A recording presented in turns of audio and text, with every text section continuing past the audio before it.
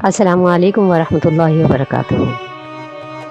اللہ تعالیٰ نے زمین پر 1,24,000 انبیاء اور پیغمبر بھیجے، اور قرآن مجید میں ہمیں یہ تعلیم دی گئی ہے کہ اللہ کے تمام پیغمبروں اور انبیاء پر ایمان لاؤ اور سب کو سچا جانو، اور ہر آسمانی کتاب و صحیفے کی تصدیق کرو۔ آسمانی کتابوں کی تعداد 104 ہے اور صحیفے ان کے سوا ہیں، ان کی تعداد اللہ ہی کو معلوم ہے۔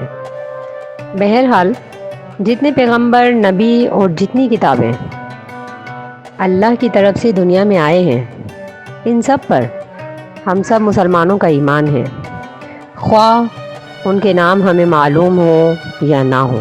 قرآن مجید میں اللہ تعالیٰ ارشاد فرماتے ہیں وَلَقَدْ أَرْسَلْنَا رُسُلًا مِّن قَبْلِكَ مِنْهُمْ مَنْ قَصَصْنَا عَلَيْكَ وَمِنْهُمْ مَنْ لَمْ نَقْصُصْ عَلَيْكَ۔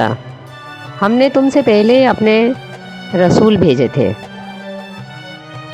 جن میں سے بعض کا بیان ہم نے اس قرآن میں کر دیا، اور بعض کا ہم نے تم پر بیان نہیں کیا۔ چند مشہور پیغمبر، جن میں سب سے پہلے حضرت آدم علیہ السلام کا ذکر آتا ہے۔ آپ کا نام قرآن مجید میں 25 جگہ آیا۔ یہ اللہ کے سب سے پہلے نبی ہیں۔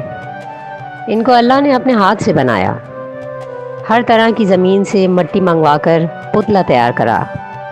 40 رات یا 40 سال کے بعد اس پتلے میں روح پھونکی گئی۔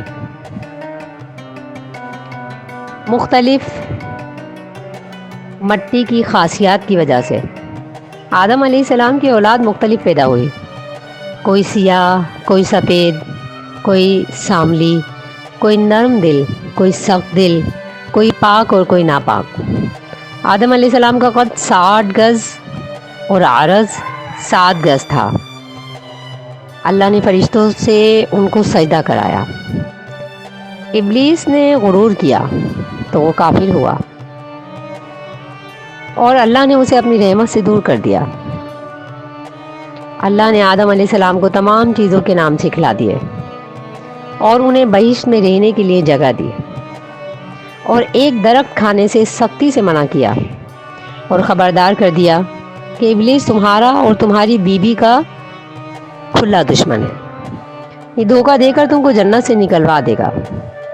ابلیس لعین نے قسم کھائی اور آپ دونوں کو اپنی خیر خواہی کا یقین دلا کر اس درخت کے ذریعے گناہ کروا دیا، اور آپ دونوں نے اس درخت کا پھل چکھ لیا۔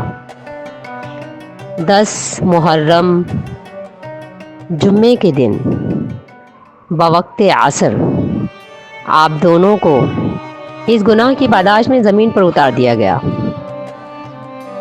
آپ دونوں نے اپنے قصور کی معافی ان لفظوں کے ساتھ مانگی ربنا ظلمنا انفسنا وان لم تغفر لنا وترحمنا لنکونن من الخاسرین۔ اے ہمارے رب، ہم نے اپنی جانوں پر ظلم کر لیا، اور اگر تو نے ہماری بخشش نہ کی اور ہم پر رحم نہ کیا تو ہم نقصان والوں میں سے ہو جائیں گے۔ اس دعا کی وجہ سے اللہ تعالیٰ نے آپ دونوں کا قصور معاف کر دیا۔ آدم علیہ السلام جنت سے نکل کر جزیرہ سراندیب، جسے اب لنکا کہتے ہیں، اس کے ایک پہاڑ جسے رہو کہا جاتا ہے، وہاں اتارے گئے۔ حوا علیہ السلام جدا اور کہیں اتاری گئیں۔ دونوں ایک دوسرے کو عرصے تک تلاش کرتے رہے۔ آخر کار میدان عرفات میں دونوں کی ملاقات ہوئی۔ اب یہاں دونوں میاں بیوی مل کر رہنے لگے، اور دونوں کے ملنے سے اولاد پیدا ہونے لگی۔ تمام رہتی دنیا تک کے انسانوں کے ماں باپ یہی دونوں ہیں۔ آپ کو ابو البشر کہا جاتا ہے۔ آدم علیہ السلام نے 1000 حج کیے، اور جب آپ کا انتقال ہوا تو 40,000 کے قریب آپ کی اولاد ہو چکی تھی۔ فرشتوں نے آپ کا جنازہ پڑھا، اور آپ کی قبر لنکا میں ہے۔ اور حوا علیہ السلام کی جدہ میں بتائی جاتی ہے۔ واللہ عالم بالصواب۔